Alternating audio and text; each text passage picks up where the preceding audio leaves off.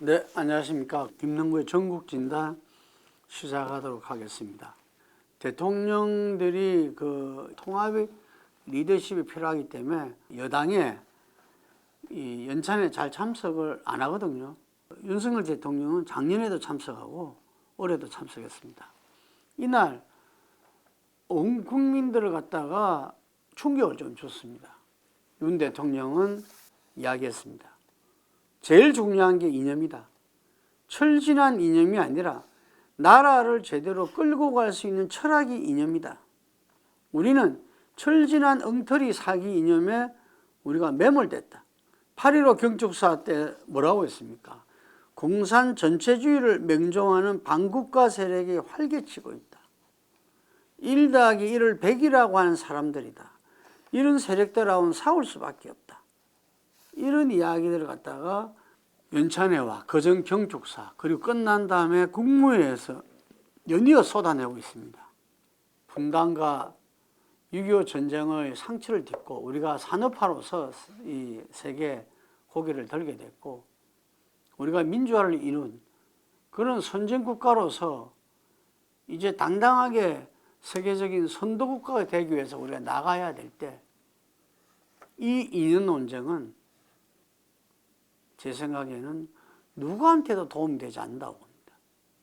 이어서 국무회에서 국무위원들은 이 전사로서 싸워야 된다 이야기를 했어요. 과연 이게 국정 운영에 도움이 되는 걸까요? 현재 국방부에서는 홍범도 장관 흉상 이전을 추진하고 있습니다.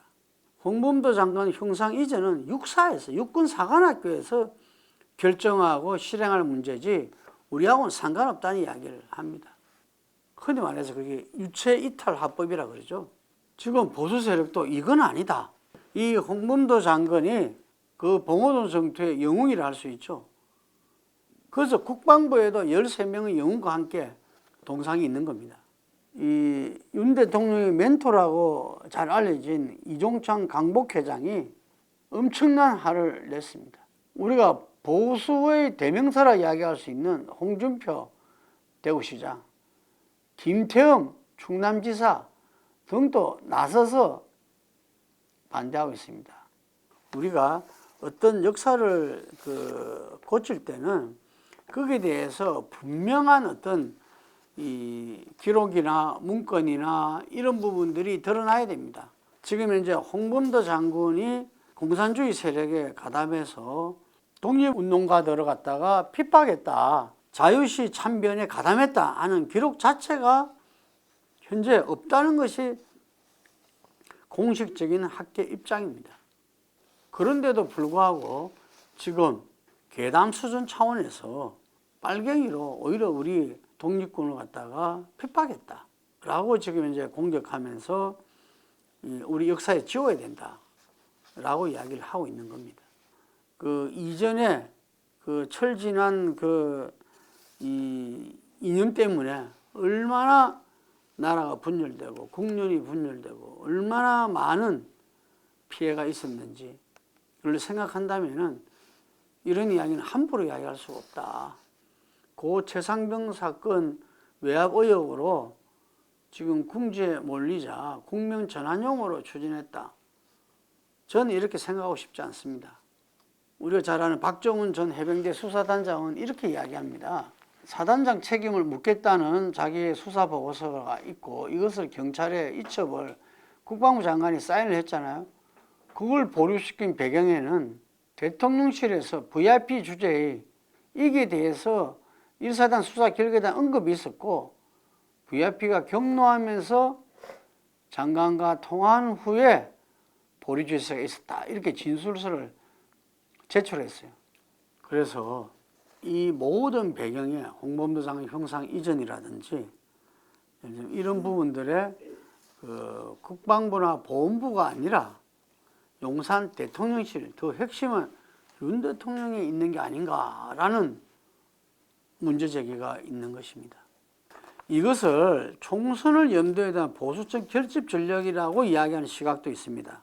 이 정말 철진한 이념을 가지고서 지지층을 결집한다. 결코 승리를 위한 전략이 될 수 없다. 윤 대통령이 이런 이야기를 할 때 밑거름을 깔고 있는 것이라고 많은 분들이 이야기하는 게 뉴라이트입니다. 뉴라이트. 이명박 대통령이 집권하면서 사상적 기반을, 철학적 기반을 제공한 걸 뉴라이트라고 합니다. 정통 보수가 아니라 이 전체를 아우르는 그런 변화된 보수가 필요하다. 그런데 그런 뉴라이트가 우리나라에서는 그 모양을 달리했습니다. 뉴라이트는 우리 현대사에서 보면은 일제의 식민 침략과 일제에 의한 우리 식민 지배에 대해서 오히려 우리 근대화의 과정이었다 라는 측면을 오히려 더 강조하고 있습니다. 그리고 우리 항일 운동을 인정하지 않아요. 임시정부를 인정하지 않습니다. 그래서 1948년 8.15도 오히려 우리 민족 해방의 날로 보는 게 아니라 1948년 8월 10일 건국의 날로 보는 겁니다. 건국의 날. 그래서 건국절을 갖다가 이명박 대통령 시절에 건국절 논쟁이 치열했죠. 이 세력들이 지금 빔토의 해오 국가안보실 제1차장, 지금 우리 외교를 좌지우지하고 있죠. 김강동 진실과 화해를 위한 과거사 정리위원장, 한오섭 대통령 비서실 국정실장, 김종석 국정규제개혁위원회 민간위원장, 모두 뉴라이트 성향단체에서 활동한 이력들이 있습니다. 최근 EBS 이사로 임명된 강규영 명지대 교수도 뉴라이트 학자로 꼽힙니다. 이 강 교수가 옛날에 언론 인터뷰에서 홍범도 장군의 소련 공산당 활동을 두고 반민족 행위자다 이렇게 평가도 하고 있습니다. 김종인 전 국힘 비대위원장이 언론에서 그런 말을 했죠.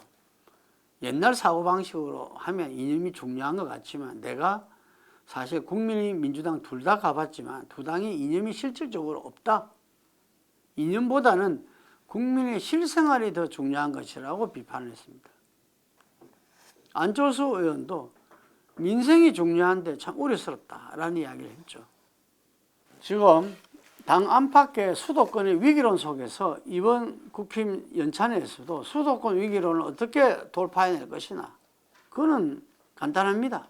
윤석열 대통령이 이념을 떠난 진보 보수의 진영 논리를 떠난 있는 그 중도층들, 무당층들 이 부분의 어떤 마음과 지지를 갖다가 끌어내야 되거든요.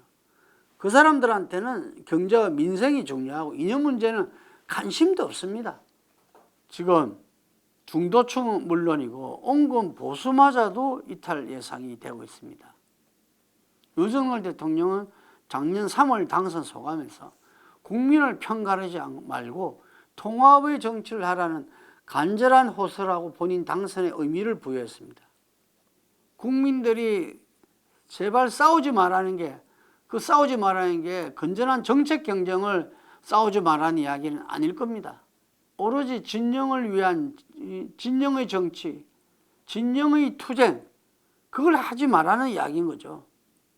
그래서 윤석열 대통령이야말로 보수 진영에 빚진 거 없으니까 정말 통합 정치를 해낼 수 있는 그런 통합 리더십을 가진 우리나라 최초의 대통령 아니냐 라는 기대도 있었다는 이야기죠. 자, 윤석열 대통령이 나라다운 나라 정말 세계 선도 국가로 하는 그런 욕망이 있으리라 봅니다.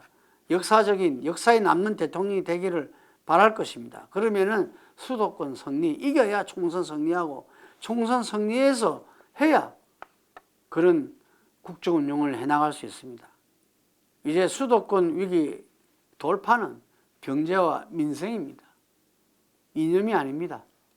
오늘 전국 진단은 여기까지 하겠습니다. 감사합니다.